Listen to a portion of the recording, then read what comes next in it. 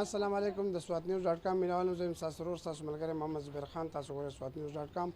قدرمنو کتونکو دا وخت موږ په رحیم آباد یونین کونسل محله اسلام آباد کې موجود یو. څنګه تاسو ته پته چې د 3 ورځې مخکې چې کوم قهري باران شو په هغې په وجه باندې د خلکو دلته کې ډېر زیات مشکلات وو.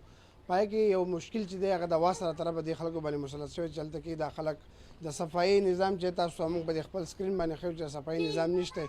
واس اول چې دی هغه په لکو روپۍ تنخواګانې هلې خو چونکې دې خلکو ته څه سهولیت نشته. اوس چې کوم باران شوی د باران نه پس تاسو ګورئ د علاقه ټوله د ګنډکه ده او هغوی چې دی د اوسه پورې د دې علاقې خلک چې دی هغې له هغه بار بار ورته ویناګانې کړې خو چونکې هغو د هغې په باره کې څه اقدام نه چوت کړی. ملګري زموږ سره ولاړ دي، سره خبره ترې کوو چې یاره دې مشکل ګړۍ کې چې دی وا سره څه پکار دی او د وا سره دې غوښتنه څه کوي. السلام علیکم. سلام. روژانه خپل ته دا ته وایي چې نن د ګن چې موږ ولیدو د علاقه چې داسې په بد حال ده څه وجه ده؟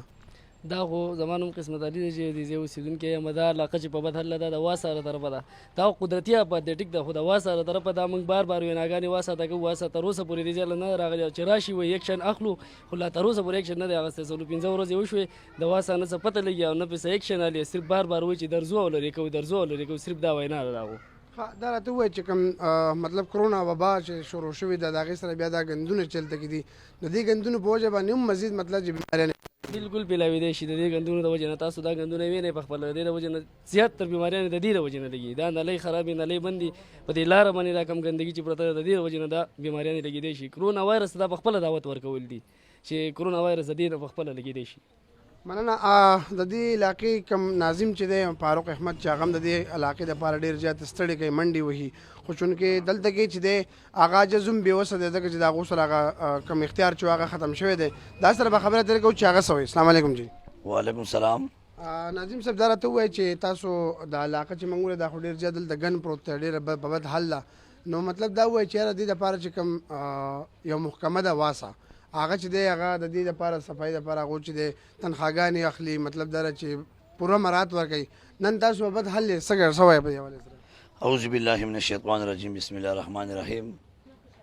دا خو باران و اپد د الله طرفه دی، خو بل واسطه ده هر سړی 6 لکه 15 لکه 4 لکه 3 لکه روپۍ تنخوا لي. زه پرون په شاهد پسې په خپله تلم، شاهد ته ما وینا کړې ده چې زما په کلي کې افت راغلی او د الله طرفه دی، خو کم ګندونه چې دي د کم کورونو تباهیانې چې شوي دي، کمې نالۍ چې بندې دي، مهرباني وکړئ اګن چې پروت دی نو هغې له راشئ. نو په هغې هغو نوټس وانغس ما بیا په 1134 باندې کمپلینټ کړی دی، هغه هم تر اوسه پورې ونه شو.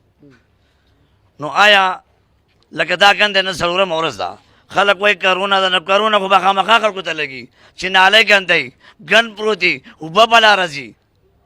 نو آیا موږ دا ملک مال اسلام آباد یوازې په دې واسطه باندې محکمه کې نشته چې لکه تو کار نه کوې او دلته راځي کمپلینټونه به بار بار کوو دلته راځي؟ نو اوس په لحاظه لکه زه خو ستاسو swatnews.com شکریه هم ادا کوم چې لکه تاسو راغلی او تاسو په خپل حالات ولدل چک وکړل. نن خو زه دا خبرې کوم سبا چې واسطه دا کار ونه کوو نو زه به دا روډ بندوم او چې څه نقصان وشو دا به یې واسطه ذمهواري. مننه. کتونکو د ناظم صاحب خبرې هم تاسو واورېدې، دلته کې څه ملګري نور هم ولاړ د هغې سره به هم خبره ترې کوو چې یاره دا محله چې ده دا خو په دې باندې ډېره زیاته آبادي دلته کې او دا خلک چې دی د ډېرو مشکلاتو سره مخ دي او واسه چې دی نو واسه په دې کې مکمل ناکام په نظر راځي. روجان ستانه به پوښتنه کوم چې د دې باران په وجه باندې یا د بندو نالو په وجه باندې تاسو څه نقصان شوی دی؟ السلام علیکم. دا نقصان خو د دې خلکو ډېر شی دی ځکه چې هغه کنده چې راوتې ده نو لکه نالۍ او هر څه یې بند کړي دي که نو، او کورونو ته دننه اوبه تللي دي او بل خلک پکې د مرګ نه بچ شوي دي. دا خو دوی له پکار دي واسه له پکار دي زموږ په خپله زموږ په کور کې زموږ فرنیچر یې فریجونه او د هر څه چې دي نو هغه لکه 15-16 فوټه په اوبو له پاسه ګرځېدلي دي او بسترې او د هر څه لکه موږ چې دي نو غذار کړي دي هلته پراته دي.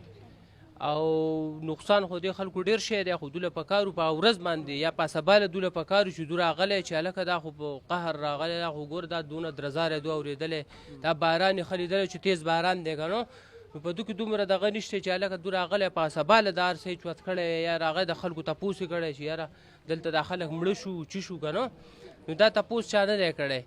خو البته اوس دې راشي دا صفایانې دې وکړي دا بیماریانې راوتي دي، چا سینې خرابې دي چا څه بیماریان دي که نو نو چې اوس هم راشي چې دا تپوس وکړي چې دې خلکو څه غم وشي. مننه.